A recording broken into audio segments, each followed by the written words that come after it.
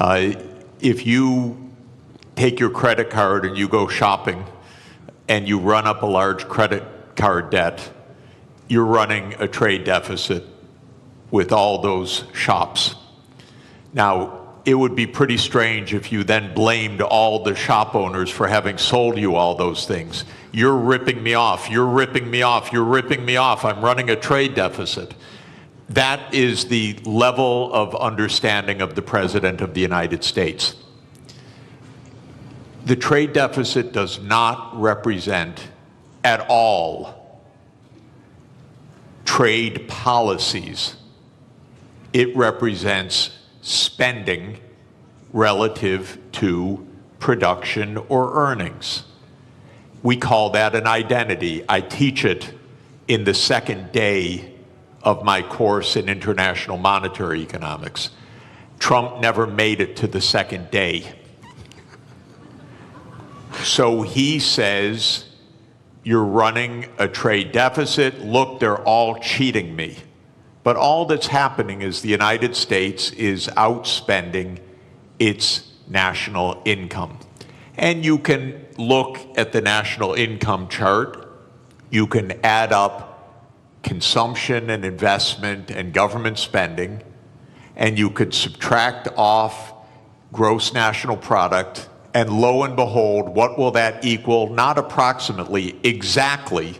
That will equal the current account deficit, which is the comprehensive measure of how much you spend on goods and services versus how much you sell in goods and services. So the United States runs a current account deficit because it spends more than it produces. Why does it do that? We have a big credit card in the United States. It's called the national government. The US government spends about $2 trillion a year more than it takes in revenues. What it's doing is making transfers to the American people and to American businesses. It doesn't tax Americans for those transfers because, here's another little fact, because the congressmen that vote on the budget got into office by being paid for their campaigns by rich people who don't like taxes. So the political system says spend, but don't tax us. So we run a chronic deficit in the United States. That spending goes out either as transfer payments or goods and services, and that's more than our national income, which is about $30 trillion, and our spending is about $31 trillion. And that's our trade deficit. And for that, Donald Trump blames the world. Okay, I fail him for this if he were my student. He's my president. It's a little weirder because when he did this, in 2 days, the world lost $10 trillion of market capitalization. By the way, where did it go? Did it get transferred from here to here? No, it got destroyed. Why destroyed? Because trade, something also the President of the United States doesn't understand, is mutually beneficial. So if you stop trade, everybody loses. It's not that one side wins, the other side loses. He cannot understand that concept as a guy that traded real estate in New York. So his idea is somebody had to win, somebody had to lose. But what happened when he made this announcement was $10 trillion was wiped out worldwide. It's not that the US went up and they went down. No, everybody went down. Because the whole world system is based on a division of labor, and he's breaking that division of labor into pieces. So then people said, this doesn't make sense. Even the very rich people that gave him the money for him to get into office started saying this doesn't make sense. The hedge fund managers who were his big campaign contributors. Elon Musk, who paid for his election, became prime minister. He said this doesn't make sense. And then the markets said this doesn't make sense. Not only $10 trillion, but as the finance minister said, interest rates started to rise because people began to dump U.S. Treasury debt. The safest thing in the world, apparently. So, interesting what happened. It's not quite true that he reversed things. First, he left on this 10% tariff, except for one country, for China, 145% where he on some raised products. the tariff rates. That's because the United States has a deep, neurotic attachment to China. The U.S. political system hates China. Why? Because China's big and successful. And so that the U.S. hates. It's a rival, it's a competitor, and so this is the one thing he left on. Now, he's going to mess up everything with this too, because in a trade war between the U.S. and China, China wins. China does not depend on the U.S. market very much. It's about 12% of China's exports. China will do just fine. It's just dumb policy. There's no more, sorry to say it, there's just no more explanation to this than that. It makes no sense. Now, it raises, if I could, just one last point. How can this happen when it makes no sense? And that, people should understand, we are in one-person rule in the United States. Our political system is in a state of collapse. What President Trump did is an emergency decree. Everything he does is an emergency decree. Literally, you can go on to whitehouse.gov and then follow the menu to executive decrees. And there are dozens of them. And each one starts the same way. With the powers invested in me as President of the United States, I hereby declare A, nonsense, B, nonsense, C, nonsense. Because he's king. Those powers are not invested in the President of the United States. They're invested in the Congress. You read Article 1, Section 8 of our Constitution. It says that all duties originate with the Congress. And specifically in the lower house, all legislation has to start in the House of Representatives. But the U.S., starting in 1945 after World War II, became a military state to a large extent. And so it sprinkled in its legislation emergency, emergency, emergency. And Trump doesn't have to prove anything's an emergency, he just has to say something's an emergency. So suddenly the trade deficit became an emergency, and on that basis he issues a one-person rule. Even his aides don't know what he's doing. You raise one final interesting issue, which is that the market recovered about $4 trillion when he reversed. Anyone who knew that 5 minutes before made billions. This is not the cleanest government in the world, I can tell you. I'd be hugely surprised if some people didn't know just a bit ahead of time, starting with members of the U.S. Congress, by the way. Look, we'll get into the more general issues about protectionism and the end of globalization, question mark, in a minute. But I think what's happening and the directives coming from the White House is such a perfect example of what this panel is about. I'd just like to stay on this just for a few more minutes. Minister, is protectionism always a short-term aim And does it always come at the expense of the longer-term gain? Donald Trump hasn't said it in public, but apparently in private, during his first term, he was asked about the problem of the US national debt. And his answer was, I don't care because I'll be dead by the time it's a problem. And apparently that's also his approach to the climate crisis. So is this protectionism coming from the White House a short-term fix which is going to hurt America in the longer term in terms of how it grows? It's not a fix. It's apparently a quick fix, but it's fundamentally flawed, as Professor has very clearly stated. Look, protectionism is nothing new.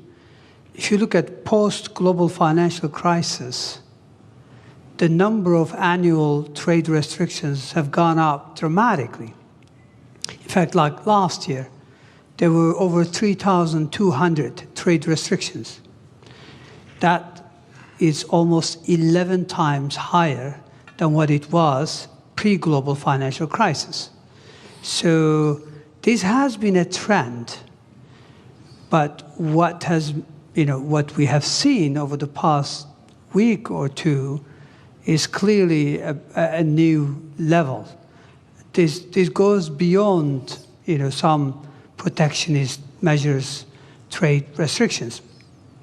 This goes into something, an all-out trade war. So that's really worrisome, because if you go back, again, if you look at 20 years to global financial crisis, global annual trade growth was 2 times world real GDP growth rate.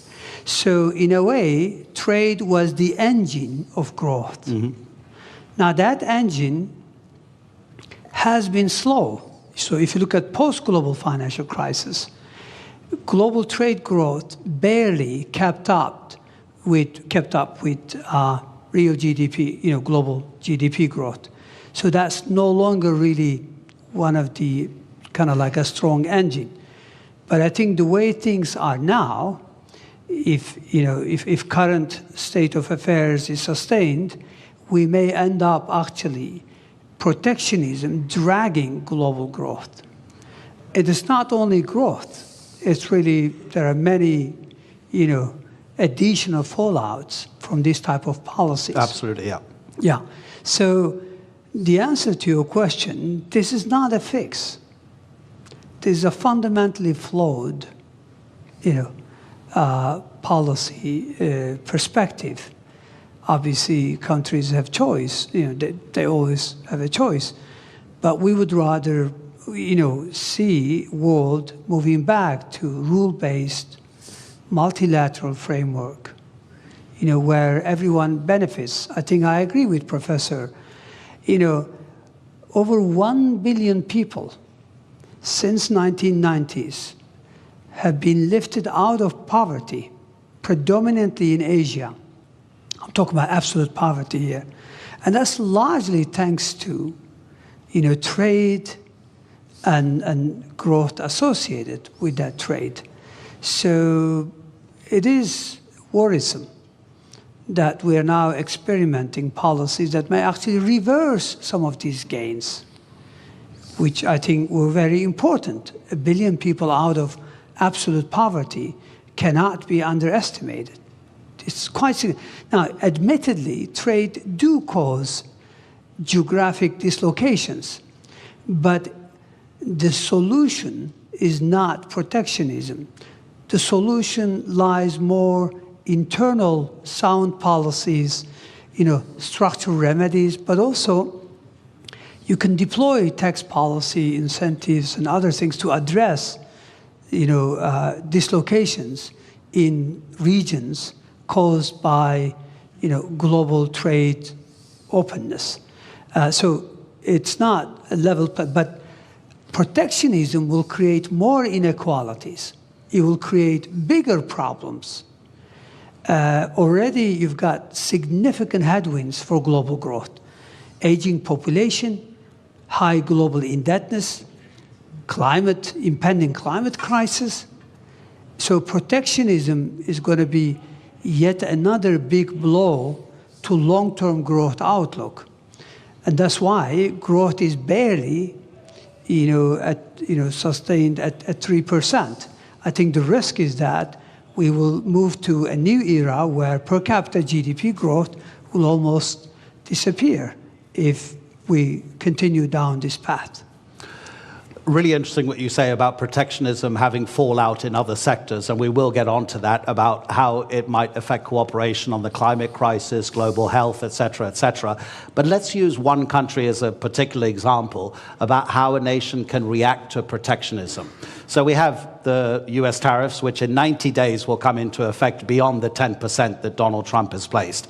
Let's take two rich countries. UK and Singapore will stay at 10%. Bangladesh and Botswana will both go up to 37%. Laos will be 48%. Syria will be 41%. Lesotho in southern Africa will be 50%. In 2023, the US exported to Lesotho $7.33 million worth of goods. Lesotho in that same year exported to the United States $228 million. The US GDP per capita in 2023 was $82,800 per person. In Lesotho, it was $916. Gentlemen, how does a country like Lesotho deal with the protectionism coming from the US? Minister? Well, look, protectionism is an external shock, meaning it's not a decision by, the counterparty. It's essentially, so how do you deal with it? I guess you focus on regional integration, as an antidote of protectionism. So regional connectivity, regional integration would be one way forward. So, instead of globalization on a big scale, you focus on how you can deepen and broaden your ties with your immediate neighborhood or countries that are still willing to entertain rule-based trade. So I think that's the only way. Again, this is a major shock for many countries. I think global supply chains are going to suffer. This will lead to, already, I think the risk is that capital will be misallocated. Take us, take Turkey, for example. We are the world's second largest of white goods exporter. We need chips, basic ones, nothing sophisticated. We're not talking about 4 nanometers. We're talking about, 30, 40, 70 nanometers. If we're worried that countries are not going to supply that, even though it may not be the most efficient way, we may have to go into a very large capex to see if we could produce them. We are good at something. Other countries are better at something. So we would rather trade. And this is a very simple, economics, theory. Everybody benefits. So I don't think, X country or Y country, there's not much they can do except to look at ways in which they could mitigate the fallout from not being able to sell goods to the United States. But Professor, that takes a long time to arrange because, of course, the shock is immediate. You can't make deals that quickly, can you? I think the particular tariff rates that Trump announced last week that led to that financial bloodbath are not going to come back. So I don't think we're going to hear again about those numbers after 90 days. 90 days in U.S. time now is infinity. It's eternity. We'll never hear those numbers again. Where did those numbers come from? Something, again, so stupid you can't believe that any country would do this. But the idea is the following.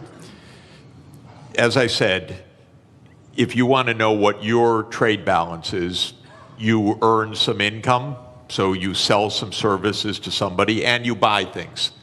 And if you spend what you earn, you're in trade balance. Technically, you're in current account balance. Now, most of us, I work for one employer, my university.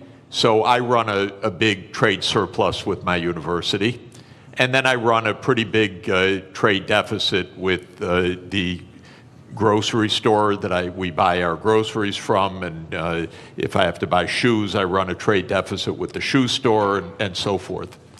Trump's idea, just to add to the craziness of it, is that you should run a trade balance with everybody, not an overall trade balance, but a trade balance with everybody. So you should sell a little bit, you should work a little bit for your shoe store, you should work a little bit for your grocery store, you should go around anytime you want to shop, you trade something. I'll write you an essay if you'll sell me shoes. And you make your living somehow trying to balance your trade with all of your counterparts. Well, this is insane. This is why we have a market economy. You don't have to have balance with every transaction that you do with somebody. But what Trump said was, oh, Lesotho, they sell us more than we buy from them. So they're cheating us. That's literally what he said. Literally what he said. Okay, is it completely delusional or rhetoric? It's delusional, okay? Just so you know. It's weird.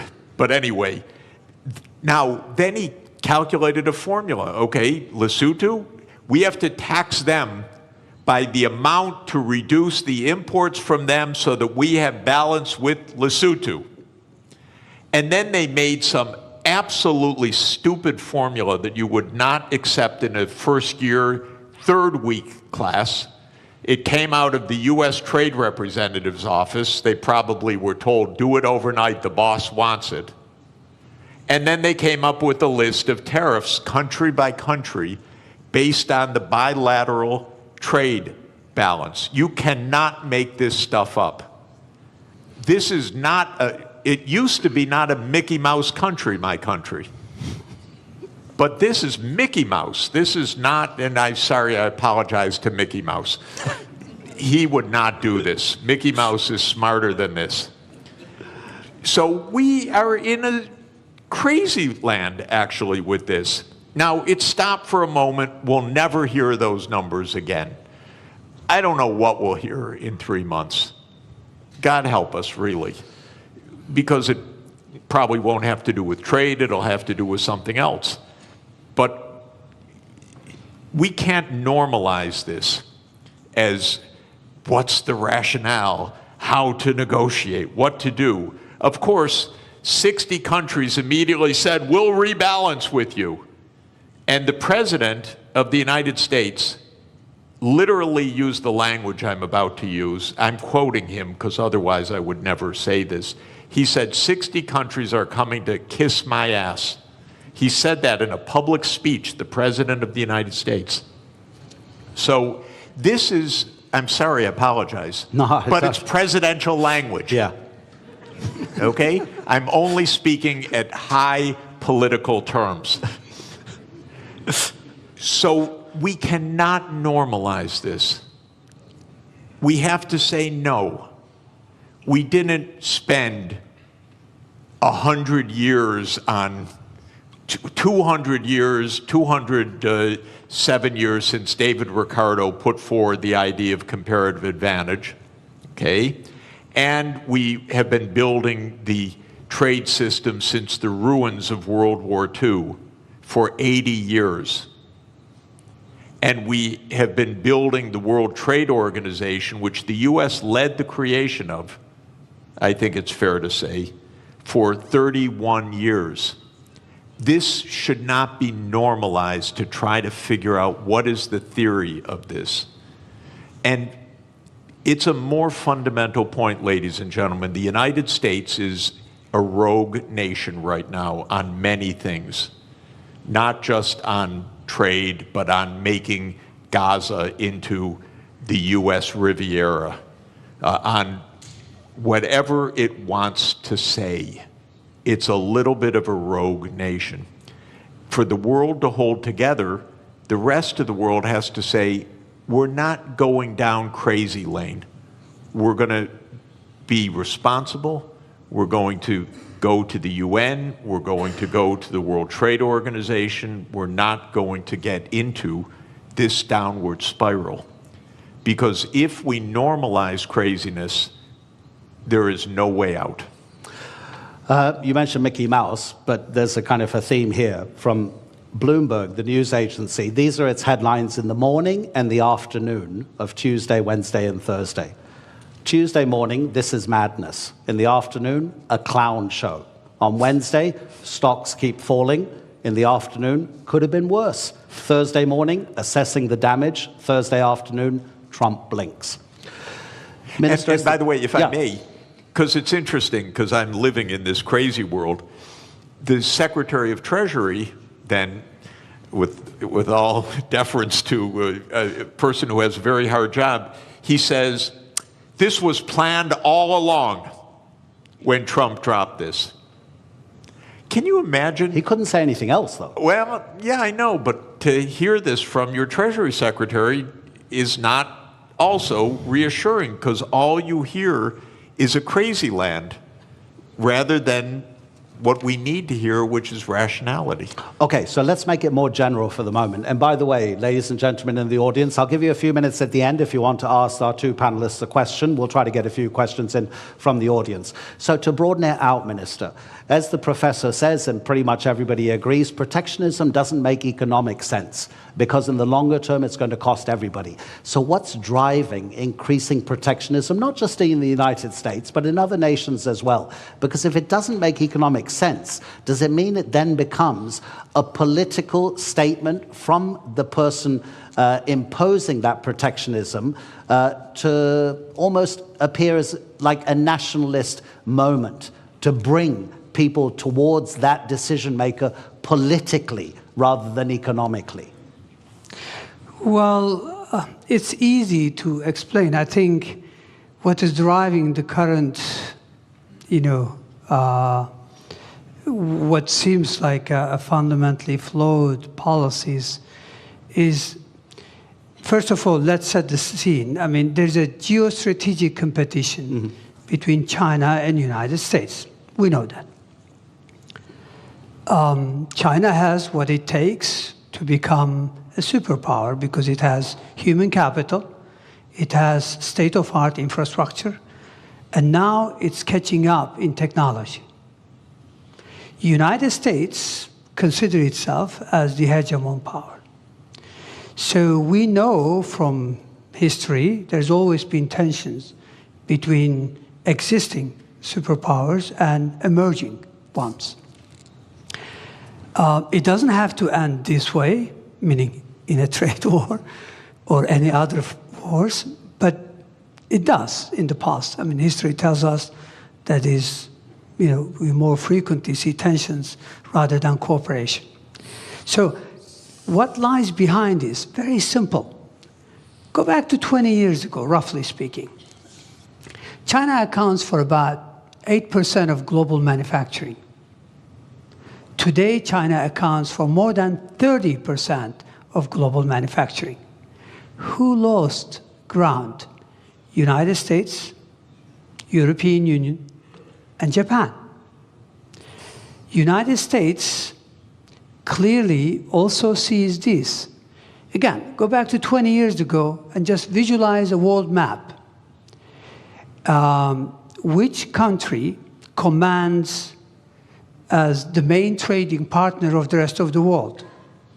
Maps are all over the place. Clearly, it was the United States 20 years ago. Today, it's China.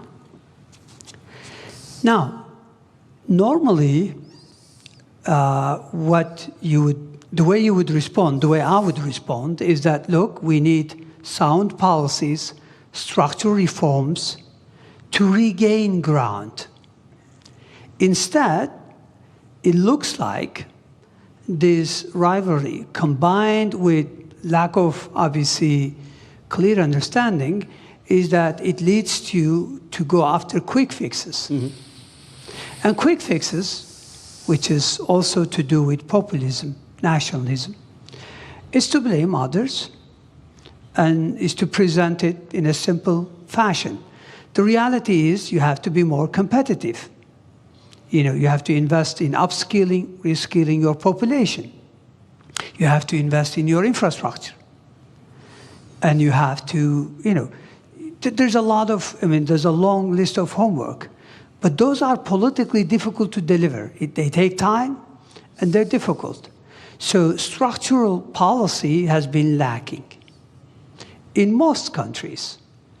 And when you can't deliver structural transformation, then you rely on monetary policy to fix things.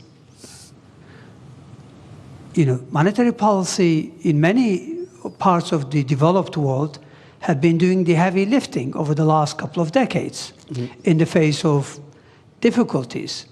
So my point here is that I think we know what drives it is losing ground. But how do you regain ground? Again, the sophisticated way would be to do the right thing and deliver on reforms. The easy way would be to blame everyone else and come up with high tariffs as a fix. Let's see. Okay, so protectionism is also not helping your friends to concentrate more on yourself rather than the outside world. We know that the drastic cuts to USAID, the Agency for International Development, has already or is going to cost lives. Myanmar's recent earthquake, the Americans have been for decades maybe the most important first responder, sending hundreds of rescue workers. They sent 3 administrators. They didn't send a single rescue worker. They laid off recently some people working for the federal government on the US nuclear program. They realized very quickly within a couple of days that it was actually a national security issue, so they were told to come back to their office. The office said, sorry, they've been excluded from their federal emails, so we can't get in touch with them. So they couldn't re-employ them. Professor Sachs, when you were president of the Earth Institute at Columbia University, it focuses, I've got to read this from the notes. It focuses on sustainable development, this institute at Columbia, including research in climate change, geology, global health, economics, management, agriculture, ecosystems, urbanization, energy, water, everything that we need to live. So how does protectionism affect these kinds of relationships between one country and another country? Yeah, It's actually deglobalization. I want to answer that by continuing on with the brilliant explanation that the minister just gave about the hard stuff and the easy stuff. Yeah. So just to say, in American politics, the swing states in the presidential elections in the last 3 elections in particular have been the Midwestern states. So those are states like Michigan, Indiana, Illinois, Ohio, Pennsylvania, Wisconsin, Minnesota. These are states that can go either way. And those states did suffer a decline of employment in manufacturing, not only or even mainly because of trade, but also heavily because of automation over the last 40 years. I come from Detroit, which is Motor City, used to be, and I used to go when young on school field trips to see the assembly lines, and there were actually workers on the assembly line. But now if you go to an automotive plant, it's all robots, very, very few people inside. That's not because the jobs went overseas. In that case, that's because the assembly line itself became an automated phenomenon. So Trump is giving an answer to those swing states. It's China's fault. It's Mexico's fault. It's Lesotho's fault. What the minister said is really important, that when he said that trade benefits the economy, but it could hurt some sectors.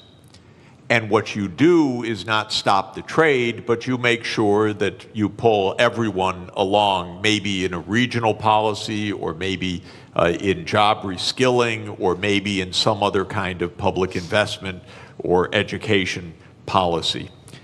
Here's where the U.S. really failed over the last 40 years.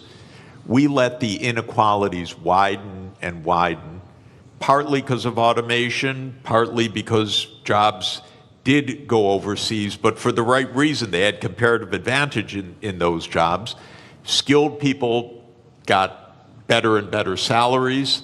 Lower skilled people had their living standards fall. The gap widened. By the way, not just the income gap, the life expectancy became 10 years or more.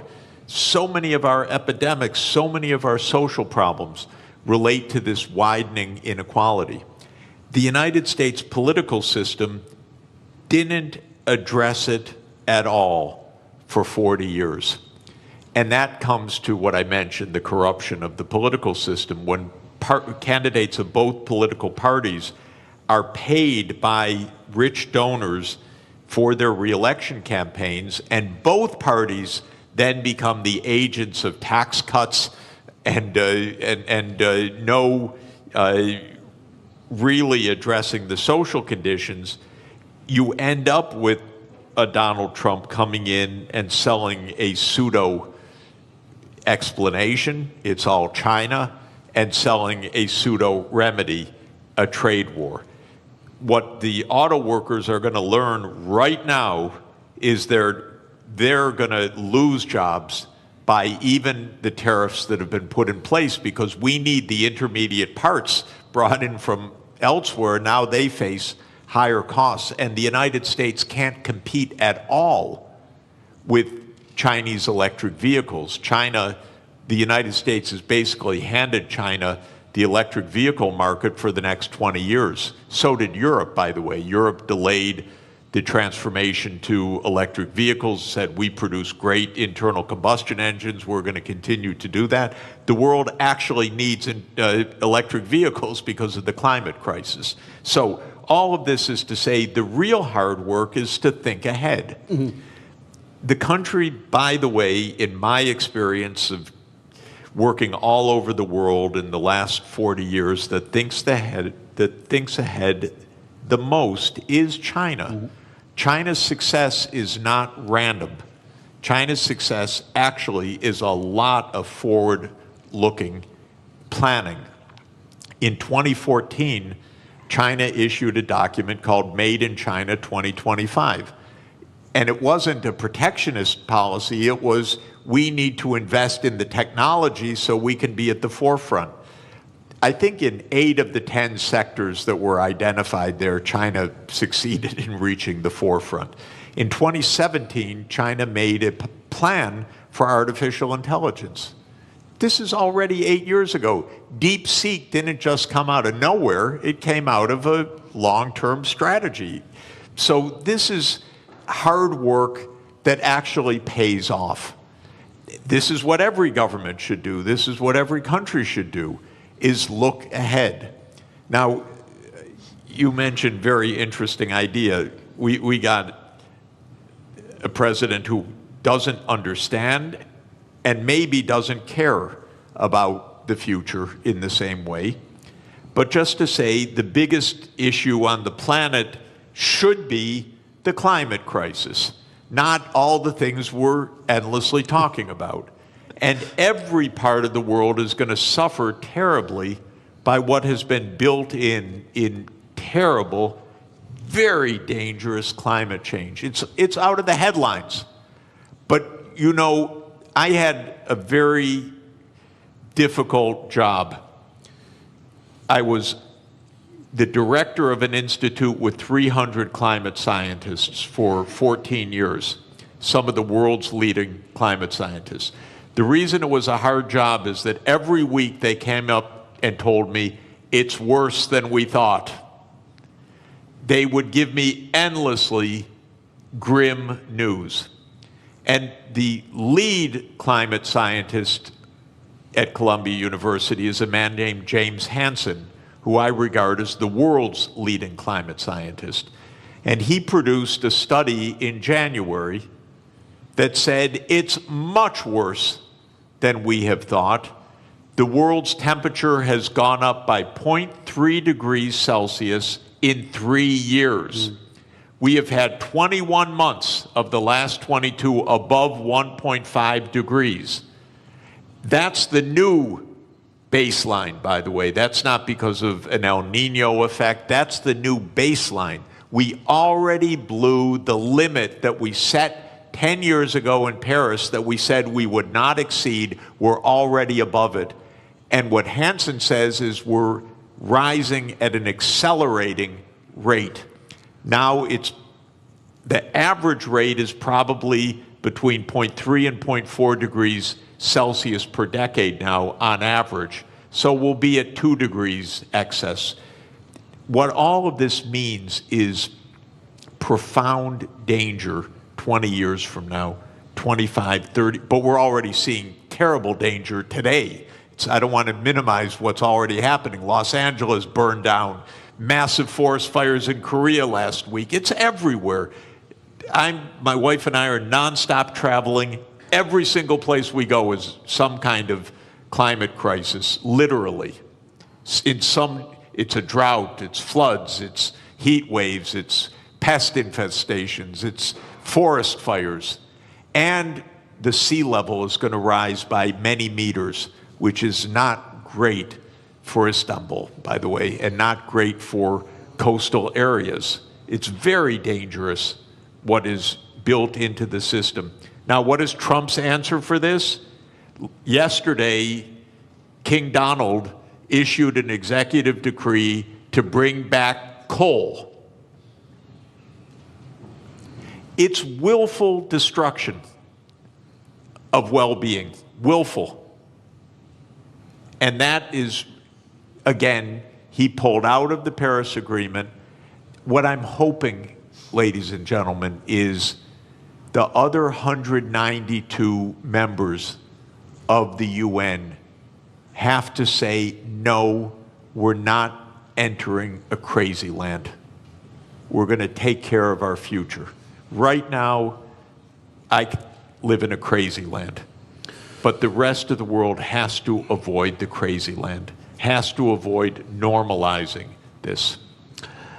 I don't know if any of you saw it during the height of the coronavirus pandemic. An Australian artist, cartoonist, drew a cartoon which had the first tidal wave, kind of a tsunami of economic recession. There was a bigger tidal wave tsunami behind it, which was COVID-19, and then a huge one over both of them, which was the climate crisis.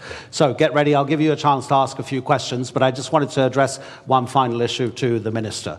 And I was getting a bit depressed, Professor, when you were talking about that. I tell my kids since they were born, they're now 21 and 19, live anywhere you want in the world, but don't live near the coast or near a river.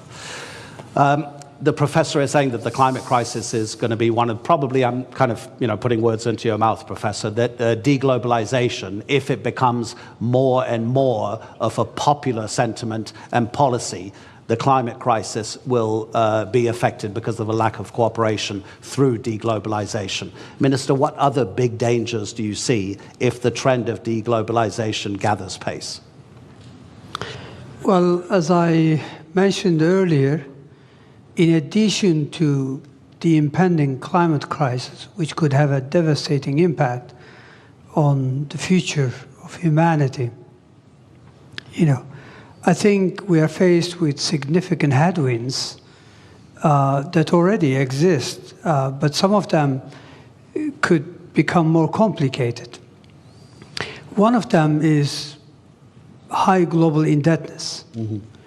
If protectionism clearly goes the way it is today, meaning if we really go into these trade wars, and if this leads to higher inflation, even for a couple of years, if that's the case, then that means long-term interest rates are likely to rise. And if that is so, then many countries are already struggling to manage their debt service.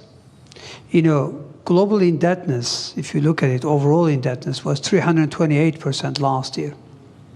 328% of GDP. Yeah. This is huge. When interest rates are very low, no big deal. But when rates go up, clearly that's a big issue. I mean, look at the Turkish scene. Yes, we've had a, domestic,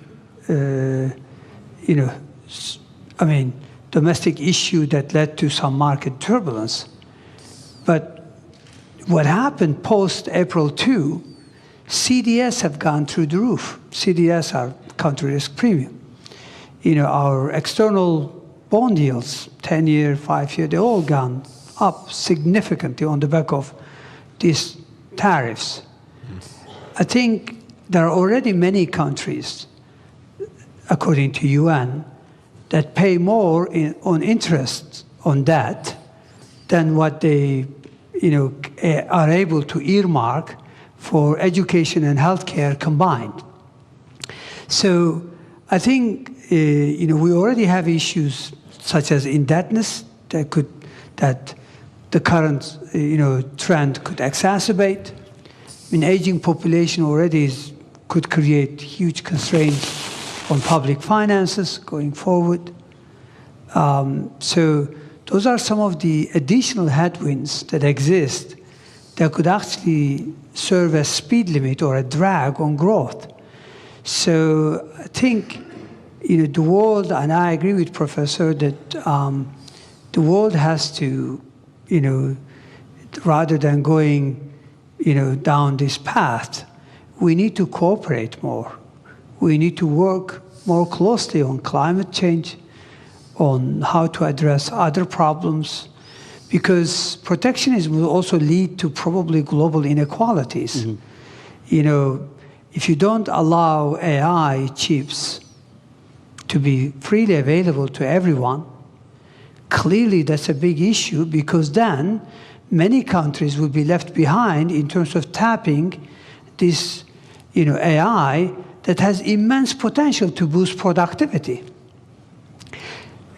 Protectionism is not limited to trade of goods and service.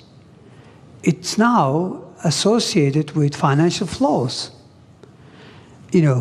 with diffusion of technologies through FDI. So clearly, I think we'll be worse off unless we cooperate, unless we return to multilateralism. But sadly, right now, it's all about shift to minilateralism. A few countries getting together, but that's not enough. I think issues are too big for few countries to address. I think the rest of the world should come together. So yes, there are significant challenges. When you mentioned aging population, I have a good example from Europe, that only 2 countries on the entire continent are having enough babies to sustain their population level. That's Ireland and Portugal. So you imagine the pressure on the taxation system and the spending on those other countries that are not sustaining their population levels and are just getting older and older and older. Okay, let me look at the back as well if anybody has any questions. We've got about 7 minutes left. And please, make it a question, not a lecture, because if it's a lecture, I'll have to stop you. Gentleman over there and gentleman over here. Okay, please introduce, there's a microphone. Thank you very much. Doesn't work? Yeah, it does work. Okay, thank you very much. I have a question for Mr. Jeffrey Sachs. My name is Sarp Sinan Acar, and I'm from Harici News. So you mentioned that we shouldn't look for a rationale behind the actions of Donald Trump, but just to be a devil's advocate, I just want to understand their point of view, which they mention, yes, trade deficit and the national debt of the United States, but also they mention the hard industries that left United States back in the day. So what I'm trying to understand is, if United States gets into a confrontation with global powers such as China or Russia or any other state, maybe even Europe one day, is it wrong for them to want their hard industries back, and this is their rationale to put these tariffs on. Because Donald Trump mentioned that we are buying cars from Canada that we could have been producing before. So is there a rationale behind, at least on the hard industry part? Okay, thank you. Yeah, you know, in trade theory or trade concept, there is the national security rationale. So you may want to procure domestically to have an armaments industry. That's quite different from imposing tariffs on 150 countries in a completely arbitrary way. In fact, the right policy might be local procurement from domestic industry that has nothing to do with trade policy at all. So that is not an argument for what he's doing. But I would add one more point. We don't need an arms race, and we don't need a war. Actually, diplomacy is really cheap compared to war. That's why we're at the Antalya Diplomacy Forum, not the Antalya Military Forum. So if Trump really wanted to save some money, we have almost 800 overseas military bases in 80 countries. This is crazy.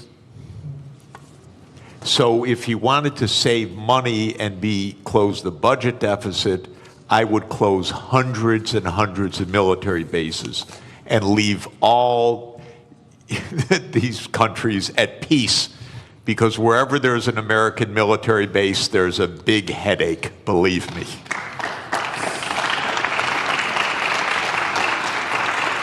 Sir, okay, is your question to the finance minister?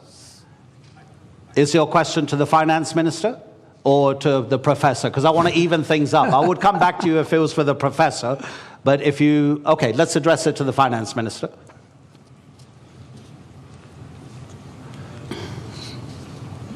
1, 2, 1, 2. My name is Riel Miller, formerly of the OECD, formerly of UNESCO, and formerly an advisor to finance ministers, so I can address my question to a finance minister. One of the things that's tremendously tempting, and it was really in part of what the last question was about, was the hard industries, right? So now let's go back to being an extractive economy. Coal mining, you know, in Canada, I'm Canadian originally, beaver skins, right, that we sent over. So resources, right? Now, we have seen in the past, historically, when there was a move from natural resources to manufacturing, it was quite difficult for the society and the politics to change, because the oligarchs of resources were not the oligarchs of manufacturing. So I have a question which relates to the historical context we're in. What if we're moving to intangible economies? What if we're moving away from tangibles in general, and those robots are going to take care of producing intangibles? How do we talk to people who are nervous and worried because they're accustomed? I go to Germany and I say, can Germany be rich without producing cars? And they go, oh, never. I said, well, could Britain be rich without producing coal? Never. And so we have this historical difficulty of making the transition. And I wonder what you can say in a country like Turkey, where you are making the transition through industry, and China through catch-up and convergence. But can we begin to talk about going beyond the tangible economy? Of course, we can imagine, because if you look at the last couple of 100 years, there has been significant, trends. I mean, if I'm not mistaken, if you go back to 200 years ago, 90% of employment was in agriculture. Today, in developed West, it's about 1%, 2%. But we are much better off. So I think we can extrapolate. It's true that we may achieve artificial general intelligence soon, meaning within a year or two, and according to experts, maybe artificial superintelligence within 5 years. And assuming that also gets converted in robotics,